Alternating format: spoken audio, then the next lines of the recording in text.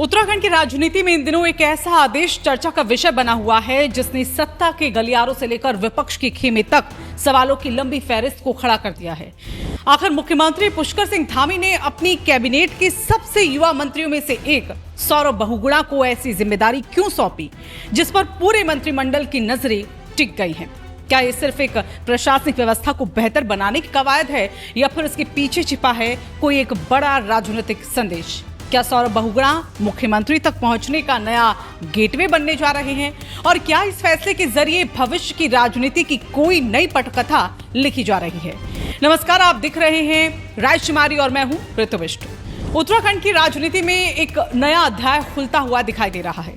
मुख्यमंत्री कार्यालय से जारी एक आदेश ने राजनीतिक हलचल को अचानक से तेज कर दिया है। आदेश छोटा है लेकिन उसके राजनीतिक मायने बेहद बड़े बताए जा रहे हैं। दरअसल मुख्यमंत्री कार्यालय की ओर से सभी मंत्रियों के मुख्य, वरिष्ठ और निजी सचिवों को निर्देश भेजा गया है कि जिन योजनाओं की लागत 5 करोड़ रुपए से ज्यादा है और जो जनहित से जुड़ी हैं, उनका विस्तृत विवरण और ब्रीफ नोट तैयार करके कैबिनेट मंत्री सौरभ बहुगुणा के अवलोकन के लिए भेजा जाए।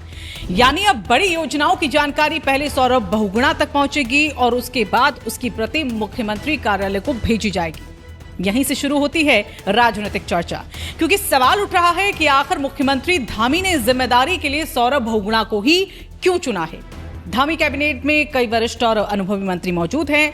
कई ऐसे चेहरे हैं जो दशकों से राजनीति में सक्रिय हैं और प्रशासनिक अनुभव भी वो रखते हैं। लेकिन जब 5 करोड़ से बड़ी परियोजनाओं को जानकारी जुटाने और उनकी समीक्षा जैसी अहम जिम्मेदारी की बात आती है तो भरोसा सबसे युवा मंत्री पर यहां जताया गया है। क्या ये मुख्यमंत्री का विशेष विश्वास है? क्या ये सौरभ बहुगुणा की बढ़ती राजनीतिक भूमिका का संकेत है या फिर सरकार आने वाले महीनों के लिए कोई बड़ा रोड मैप तैयार कर रही है?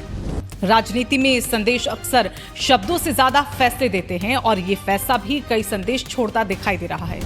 एक तरफ मुख्यमंत्री धामी लगातार युवा नेतृत्व को आगे बढ़ाने की बात कर रहे हैं, दूसरी तरफ ये आदेश बताता है कि सरकार की प्राथमिकता वाली योजनाओं की निगरानी में सौरभ बहुगुणा की भूमिका अब पहले से ज्यादा महत्वपूर्ण हो सकती है। विपक्ष भी इस मुद्दे को लेकर सवाल उठा रहा है। कांग्रेस विधायक वीरेंद्र जाती का कहना है कि ये स्थिति जो है वो वरिष्ठ मंत्रियों के लिए कहीं ना कहीं असहजता को महसूस करा सकती है। उनका तर्क है कि जब अनुभवी मंत्री मौजूद हैं तब किसी जूनियर मंत्री को बड़ी योजनाओं की जानकारी देना और फिर उसके जरिए मुख्यमंत्री तक उसकी रिपोर्ट को पहुंचाना कई तरह के सवालों को पैदा करता है। हालांकि सरकार इस पूरे मामले को मुख्यमंत्री का अधिकार और उनका प्रशासनिक निर्णय बता रही है। वरिष्ठ मंत्री खजान दास ने भी इस पर साफ कहा है। उनका कहना है कि मुख्यमंत्री जो निर्णय लेते हैं पूरी कैबिनेट उसके साथ वहां पर खड़ी रहती है। लेकिन राजनीति में सवाल वहीं खत्म नहीं होते जहां पर जवाब खत्म होते हैं। असल सवाल यहां पर यह भी है कि ये आदेश ऐसे वक्त में आया है जब उत्तराखंड की राजनीति धीरे धीरे चुनावी मोड में प्रवेश कर रही है, एंट्री कर रही है। और अगर निर्धारित समय पर चुनाव होते हैं तो सरकार के पास बहुत ज्यादा समय नहीं बचा और ऐसे में 5 करोड़ से बड़ी योजनाओं का डेटा जुटाना आखिर किस रणनीति का हिस्सा है? क्या सरकार आने वाले महीनों में विकास परियोजनाओं का एक बड़ा जो खाका है वो जनता के सामने आगे रखने वाली है? या फिर मुख्यमंत्री धामी चुनावी साल में बड़ी घोषणाओं की तैयारी यहाँ पर कर रहे हैं? और या फिर ये जो सरकार की उपलब्धियां हैं और भविष्य की जो योजनाएं हैं उनको एक व्यवस्थित रूप से प्रस्तुत करने की कवायद के तौर पर इसको देखा जा रहा है। वहीं राजनीतिक जानकारों का ये मानना है कि चुनावी साल में विकास परियोजनाएं सबसे बड़ा हथियार होती हैं। जो योजनाएं पूरी हो चुकी हैं वो उपलब्धि बनती हैं, जो निर्माणाधीन है वो उम्मीद बनती हैं और जो अभी शुरू नहीं हुई वो घोषणा बन जाती है। ऐसे में 5 करोड़ से ज्यादा लागत वाली परियोजनाओं की सूची तैयार करना केवल प्रशासनिक अभ्यास नहीं है बल्कि राजनीतिक दृष्टि से भी महत्वपूर्ण माना जा रहा है। लेकिन इस पूरी कहानी का सबसे दिलचस्प पात्र है सौरभ बहुगुणा, एक युवा चेहरा, तेजी से उभरते नेता और अब मुख्यमंत्री कार्यालय के इस आदेश के बाद सत्ता के केंद्र में दिखाई देते मंत्री। क्या ये उनके बढ़ते राजनीतिक कद का एक संकेत इसको माने हैं? क्या मुख्यमंत्री धामी अपनी टीम में एक नई भूमिका को तय कर रहे हैं या फिर ये केवल एक अस्थायी प्रशासनिक व्यवस्था है जिसे राजनीतिक रंग दिया जा रहा है?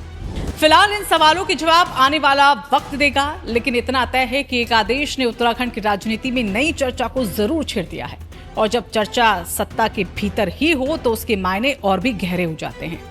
अब देखना यहाँ पर दिलचस्प होगा कि 5 करोड़ से बड़ी योजनाओं की ये कवायद आगे किस दिशा में जाती है। क्या इससे विकास परियोजनाओं की रफ्तार बढ़ेगी? क्या मुख्यमंत्री की घोषणाओं का नया दौर शुरू होगा, या फिर ये फैसला भविष्य की राजनीति का कोई बड़ा संकेत साबित होगा? आपको क्या लगता है? क्या सौरभ बहुगुणा को मिली ये जो जिम्मेदारी है वो सिर्फ एक प्रशासनिक फैसला है, या इसके पीछे कोई एक बड़ा राजनीतिक संदेश भी छिपा है? अपनी राय हमें कमेंट बॉक्स में यहां जरूर बताइएगा। और अगर आपको हमारा ये विश्लेषण पसंद आया हो तो इस वीडियो को आप लाइक करें, ज्यादा से ज्यादा शेयर करें, ताकि ये जो चर्चा है वो लोगों तक पहुंच पाए। और चैनल पर पहली बार आए हैं तो इसे सब्सक्राइब करना बिल्कुल भी ना भूलें।